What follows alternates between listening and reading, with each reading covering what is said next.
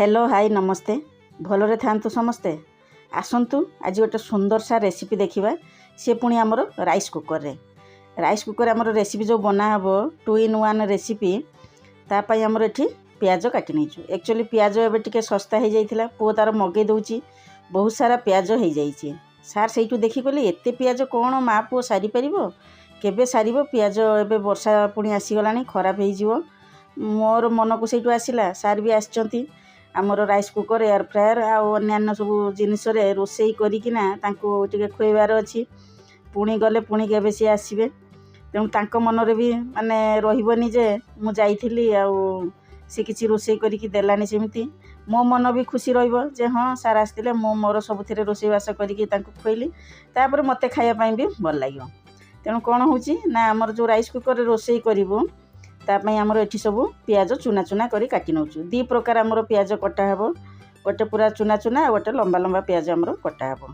एठी कोन होउची ना मु नै देइची सब चुना चुना करिकि परिबा नै जाइची। परिवार आमर रहिची गाजर टमाटो ग्रीन मटर आ सेथिरे आमर जे चुना चुना प्याज करिकि रखिथिले ताकू देइ देले लूण हल्दी लंका गुंड आ जीरा गुंड देइ देले टिके खाइबा सोडा अल्प देई ताकू भल से आगो मिक्स कर नबो। मिक्स कर सारा पर से आमर देइथिले मु बिरी चाउल बाटिकिना रखिथिले आ नले दही भी देदेवे। तापर आमर सुजी देदेलु सुजी देकी भल से फेंटी देबो तापर आमर ताकू अध घंटा खंडे रखिदेबो देले कोन हबो सुजी माने सुखिला सुजी दियाइची सेटा फुलिबो टिके आ बतुरी जीवो तापर आमर रेसिपी बनैबो।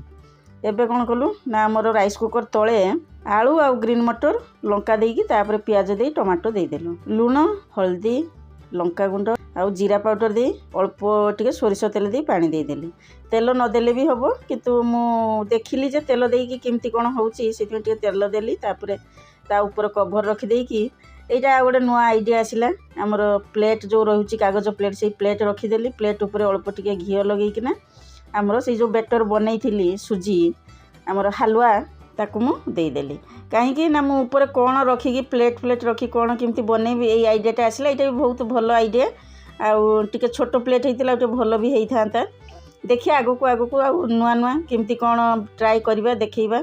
एबे कवर देकी छाड़ देली हमर माने केते सुंदर भाबरे राइस कुकर यूज करूछु आपण माने तो सब देखिथिबे मोर पूर्व वीडियो गुडाक एबे आ एटा गोटे नुआ टाइप वीडियो देखैली माने दीटा जिनस को हमर यूज करिवो तळे परिबा देई देलु तरकारी बनि जीवो सेटा बाटी बसा हमर हेई गला ऊपर हमर सुजी हलवा हेई गला उपमा को इडली को जहाँ कहले भी चलिबो।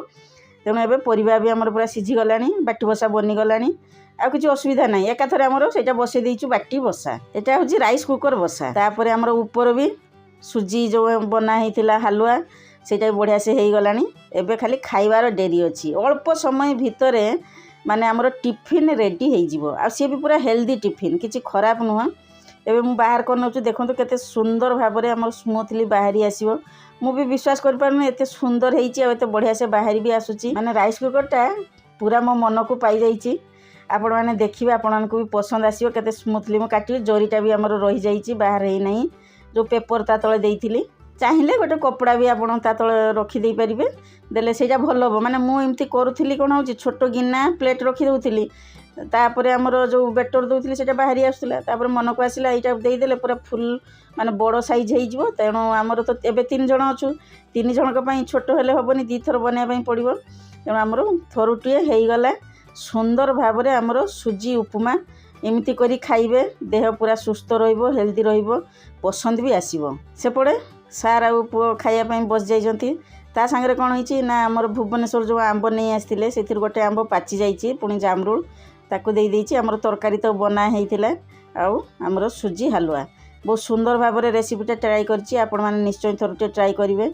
जदि मो वीडियोटी पसंद आछि ताहले गोटे लाइक कर नियंतु जदि ज्यादा पसंद आछि ताहले शेयर कर दियंतु। जदि वीडियो रे किछि कहियार अछि जे किमिति कोन हला प्रोसेस तो मु ठीक बतैची एई प्रोसेस रे करिवे टिके एपड़ सेपड़ किछि करिवे नाही आ जदि किछि असुविधा होछि ताहले कमेंट रे जणैबे।